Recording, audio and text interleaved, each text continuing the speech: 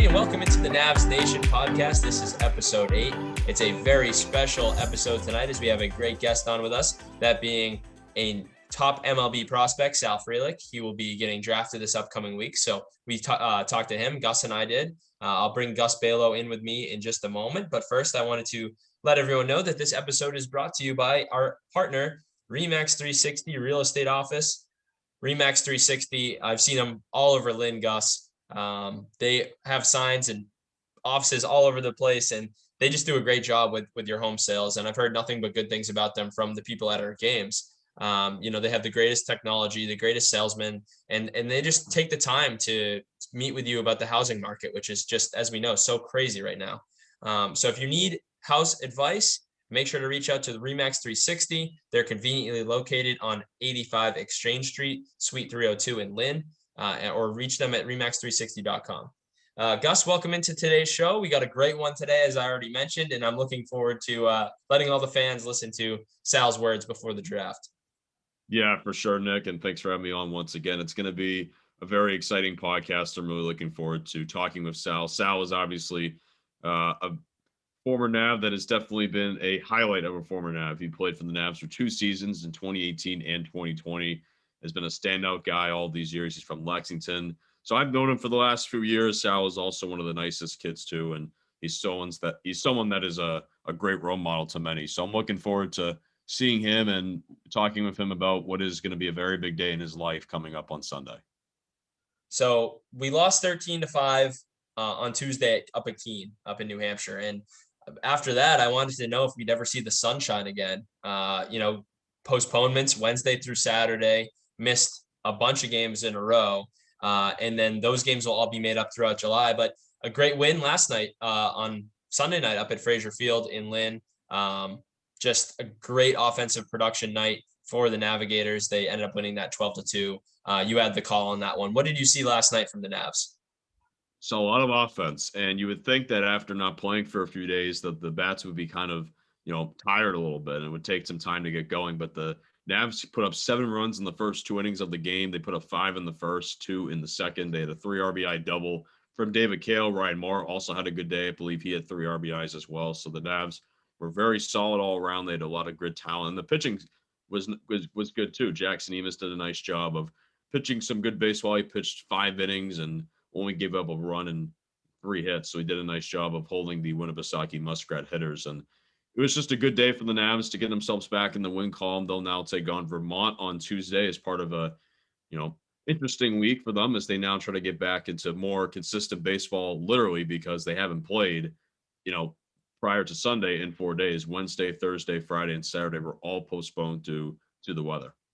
Yeah, and as you mentioned, the pitching was dynamite for yesterday's game. And I just thought, coming out of the pen, Driver, Chappell, and Butera did a good job, securing that lead and making sure that there was a bases loaded opportunity in the middle of that game for Winnipesaukee to really crack back in and get back into the game. But that Navs bullpen was pretty resilient and able to, lock down that Winnipesaukee offense. Yeah, for sure. And the pitching did a nice job of holding him. That's been the theme at times this year. The pitching has definitely done their part. The bullpen has actually kept the Navs in some games this year. At some times when the starting pitching maybe wasn't 100%, the Navs have done a nice job of keeping themselves in the game, the bullpen rather. So good start for the Navs. That's win number 10 on the season. So they've now hit the double-digit win column for the first time this season. They're now 10-8-2. This podcast will be going out on Wednesday, but Tuesday's game at Vermont will be the only game between now and then. So obviously a good start for the Navs, and we're very excited for what could be a big interview, one of the biggest ones we've done thus far. And I think at this point, if you're ready, I'm ready to turn it over. So here it is. Here is our interview with Sal Frelick. We now welcome a very special guest to the Navs Nation podcast, Sal Frelick. Frelick is a 2-time Navigator who played for the Navs in 2018 and 2020 and had monster summers both times. Last summer for North Shore, he hit a league-leading .398 average and had a total of 39 hits in just 24 games. He also hit .361 for the Navs in 2018 after finishing his high school season, which was good for 3rd in the FCBL. The Boston College Eagle also had a great career on the Heights as he batted .359 in 2021, which led all players on the BC roster. Frelick also had a standout career at Lexington High School playing football and hockey in addition to baseball. He was named the Gatorade Massachusetts Football Player of the Year in 2017 as well when he was a senior. He was a quarterback. Frelick's focus now turns to the MLB Draft, in which he is likely to have his name called early in the first round on Sunday, July 18th. After having a monster college career, we'll have to cut that out. After having a monster college career and being ranked as one of the top prospects in the 2021 class, Frelick has a chance to become the highest drafted player in North Shore Navigators history and will look to continue his baseball career for many years to come. Welcome to the show, Sal. How are you? I'm good. Thanks for having me, boys. We're excited to have you on, Sal. You and I go pretty far back. You joined the team when I did back in 2018, and you're a local guy as well from Lexington, Massachusetts. So we're happy to have you on. So I guess we'll get, the MLB draft out of the way. The draft is on Sunday, July 11th. As you know, that's the first day. What's your thought process going into it? Obviously, it's 6 days away, and I'm sure there's a lot of excitement and a lot of, and I don't want to say anxiety, but definitely a lot of excitement, towards the draft on Sunday. Yeah, I mean, nothing but excitement. I think you can play it safe and say there's definitely some anxiousness there, just more so on, I guess, where I'm going to end up, not as much, the draft as a whole. So, yeah, I mean, it's going to be a fun time. Enjoy it with some friends and family here, but yeah, excited for that. First of all, Sal, congratulations. You've worked really hard. I've seen your stats and followed your career a little bit from the sidelines. Being a journalist and watching you all the way through. So first of all, congratulations. But what are you looking for here in on Sunday night? What are you looking forward to? Anything you can clue us into in terms of a draft party or anything going on at the house or with the family or any teams that you're looking to talk to this Sunday? Yeah, I mean, no teams in particular. I think I'm just really excited to hear my name called, and whatever that may be, I think it's going to be a really special moment for me and my friends, my family, and I was gonna maybe go out to Colorado for the draft and kind of just decided to stay here, stay at home. I'm gonna have some family and friends over, so it'll be a nice experience for everybody. So let's go back to that 2018 season with the Navigators. You came over from high school in 2018. You were just a 18-year-old just graduating from Lexington High. What was the transition like playing with a whole group of new talent? Because obviously in high school you're playing with one group of talent. This is a whole different animal playing in college and summer baseball and before you even step foot at BC. So what was kind of the thought process going into that summer? Yeah, I mean, I think it was a big step for me just from a learning experience. I kind of went in and said, let's just learn from the college guys here. It's the first time you'll be against collegiate talent, using a wood bat, whatnot. So I was really kind of just going in looking for a big growth experience before I headed to BC. And I kind of found my way into the lineup early and kind of just rolled. And that was kind of the first realization where I was like, I think I'm, can hang with these guys. I can play with, the pace they do in college. And that was kind of the big eye-opening summer for me for my baseball career. Your first hit ever was a grand slam. And, what way to start things off in a grand slam. I'm sure you remember that pretty closely. What was it like for you to get that grand slam? And did you feel from that moment on that you had a chance to do something really special with the Navs and in your baseball career as a whole? Yeah, I mean, I remember it was my first game. I just ended up losing in the Super 8 that year to a buddy on my BC team now, Barry Walsh on Wachusett, but we just got kicked out. I was a little bummed, excited to go play baseball. And I remember the first game I was batting ninth up in Pittsfield, and I think I got up with like 1 or 2 outs. It must have been 1 out because I was trying to hit a sac fly, and ball just ended up going over the fence on like an 0-0 fastball. And I kind of look back and laugh on that. But absolutely the first time I was like, wow, I think I might have counted myself a little short and saying, it's going to be a really, really big jump. When there was definitely a jump, but I think I kind of realized I could handle it. And, looking at that experience with the Navs, how did that translate for you going right into the heights into your freshman year with BC? Yeah, I mean, kind of like I was saying, I learned so much, not just obviously from the coaching staff, but from the players I was playing with. There were some kids on that team who were going to be seniors in college. There were some kids who were at D3, D2, D1. So there's such a diverse group of kids on that team, and not just on the team, but within the league. And it was fun to, talk to kids about it, and, even looking at other players and other teams, kind of watching their game and picking up little tips. But I mean, definitely a monstrous summer there that really aided my development before going into college. So your freshman season at BC in 2019, how did you feel the first few games of college? It was a lot to take in. You had a good season at BC in your freshman year. You hit a 367. You made the ACC all-freshman team. How did it feel your first few games of college, and was it a lot to take in? Yeah, I mean, again, I didn't have the biggest expectations. Gus, I'm sure you remember that either second to last Navs game where I kind of slid weird, ended up tearing my meniscus, needing surgery. So I didn't play any fall ball my freshman year. Took my first live at bat in the winter, and my coach up at BC, Coach Gambino, kind of slid me in the lineup opening night just because he had a lot of faith in me, and kind of owe it all to him there. But kind of just ran with it, and I think I hit a home run my first game in college, and kind of just took off from there. What's it like playing, adding on to that, what's it like playing for Coach Gambino? You've obviously played for him now for, 3 seasons. And what's it like playing for a guy, like him and the coaching staff at BC? Yeah, unbelievable. I mean, one of the biggest reasons I went there was because of the coaching staff and their style of baseball. It's that I kind of talked about this before, just like that New England brand baseball and that Boston brand baseball. It's you're gonna bunt for hits, you're gonna hit for average, not strike out, steal bases, do the little things right. And for a guy like me, that was very appealing just because that's how I like to play the game. And it wasn't, I'm gonna go somewhere and need to hit 40 home runs and stuff like that. So it was a very appealing coaching staff and coaching style. And again, I kind of credit to Coach Gambino for believing in me and giving me that opportunity on day one. Your family now is all ACC family. Your sister at Duke playing catcher and a little bit of a utility role as well. What's that been like for you? I know Duke's a huge rival of BC and in the conference, but what's that been like for you? Yeah, it's been fun, and I was really excited to watch her this year. She's a year below me, but repeated when she went over to private school in high school. So she's 2 grades below me. So we were really close growing up, and my brother again is a year apart from me. So we're all a year apart exactly.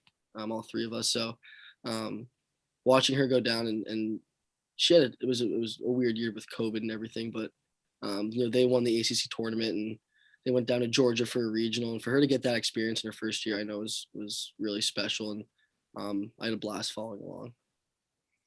That's awesome. Was there a lot of, excitement in the Frelick household when there was one playing a game, and there's a lot of sports going on in the household? So when there was one playing a game, what was it like in the Frelick household, on game day? Yeah, I mean, especially in high school when me and my brother were either on the same team for hockey and baseball, and those days were really fun. I know my parents really were excited for that, but a lot of the time it was hard for both parents to get to one sporting event just because we had 3 kids playing different sports, especially my sister's probably somewhere else when me and my brother were playing. So there was a lot of splitting up to do between mom and dad, but they got their fair share of games in. Being a hockey and football guy yourself, playing all through Lexington high school career, what was it like going to BC and watching those student athletes on those other teams? And was it awesome to be at a huge football and hockey school? Yeah, and I think I definitely have a bigger place in my heart for those college hockey and football guys. Just watching the grind they go through and being such top tier athletes, it's really cool not to just watch them, but to get to know them on another level. I know I've made some really good friends on both the hockey and football teams who I'm going to be friends with the rest of my life, and I'm super valuable of that, and to see them have a ton of success in college. The hockey guys had a great run this past year, and football as well. So it's fun to watch all those different guys and girls experience success on their own court. So let's talk about, the 2020 season with the Navigators. Your season cut short because of COVID in 2020 with BC. What was your mindset going into the Navigator season? I remember talking with you about this. You were maybe looking to play in the Cape League and maybe looking to play somewhere else. And then those leagues canceled, and then the Navs called. So what was it like for you to get the call from the Navs saying, I want to play? So grateful. I mean, I had so many friends who were just sitting on their couch the whole summer because they didn't have the opportunity to play baseball, whether their league didn't go off or whatnot. So for the Futures League, not only to go off, but then to reach out and say, hey, we'd like you to come play for us. It was like the best thing that could have happened that summer, and definitely thought I took advantage of it and went in with that mindset, like, hey, you're going to be able to play a whole summer season of baseball right now. Let's make sure we're getting better and kind of going with a plan of how to attack things. And I think I definitely came out better than I entered. And I guess, adding on to that, what was it like playing for the Navs a second time? And, was it definitely nice to be familiar with the team going into the summer?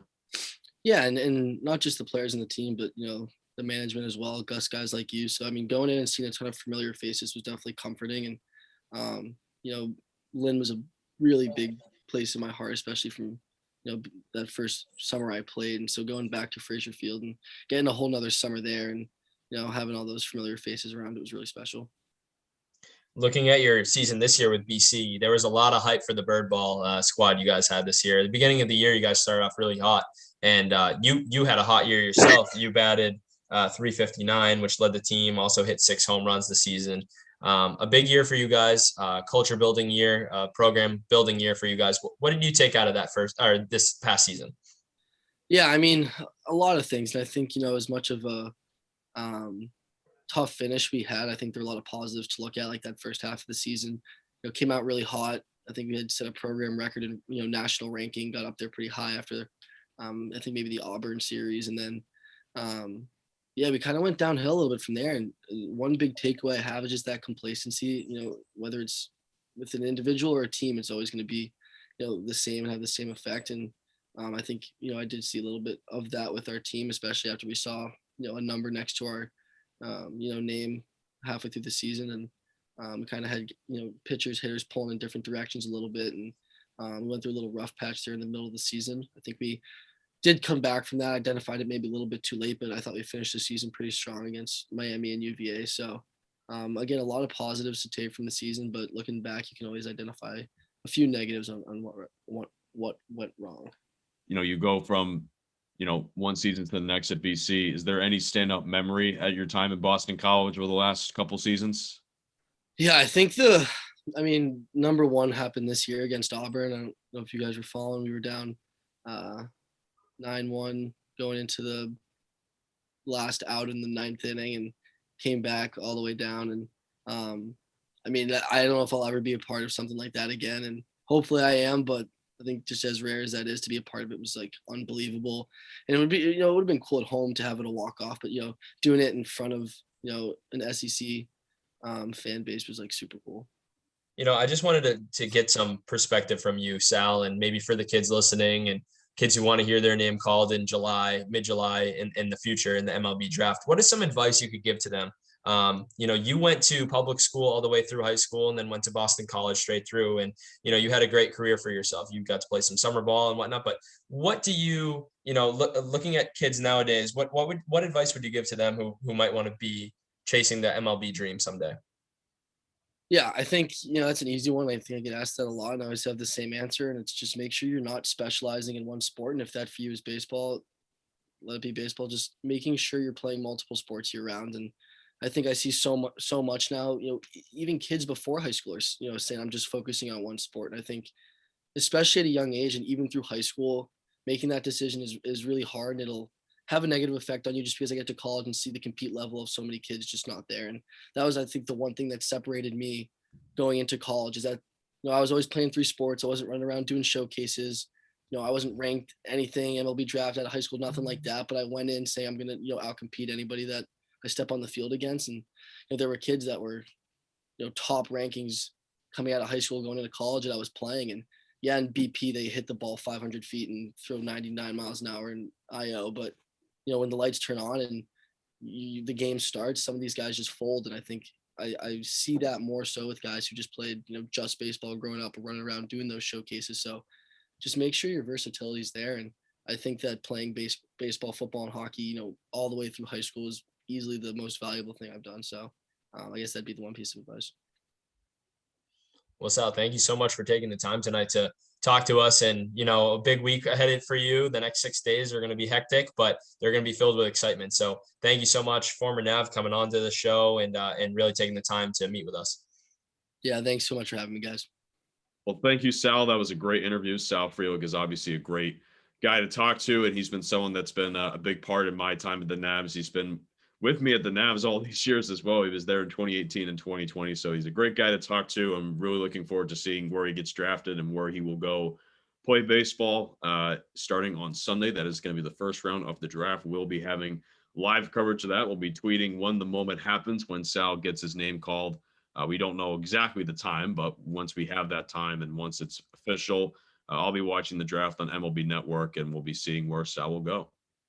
Yeah, very excited for Sal. And I just wanted to again say congratulations to him. Never got a chance to see him play for the Navs, but growing up in the town next to him, heard his name throughout high school and just knew he was destined to be, great at whatever sport he chose to choose from out of the three he played in high school. So just wanted to say congratulations again to him from all of Navs Nation, and looking forward to this week of baseball. Guys, we got a bunch of games to make up in the end of the month, but this week a bunch of games going forward.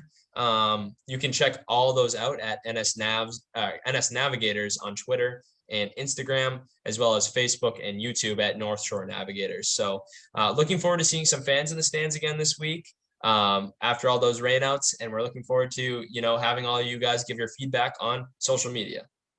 It's going to be a lot of fun. We're looking forward to it. So that's going to do it for episode 8 of the Navs Nation podcast. We'll be back next week for episode number 9. We want to thank everyone for tuning in to all these episodes. It's been a lot of fun doing this podcast throughout the summer. So that'll do it for episode 8. For Nick Pernick, this is Gus Bales saying so long. We will see you all next week for another edition of the Navs Nation podcast.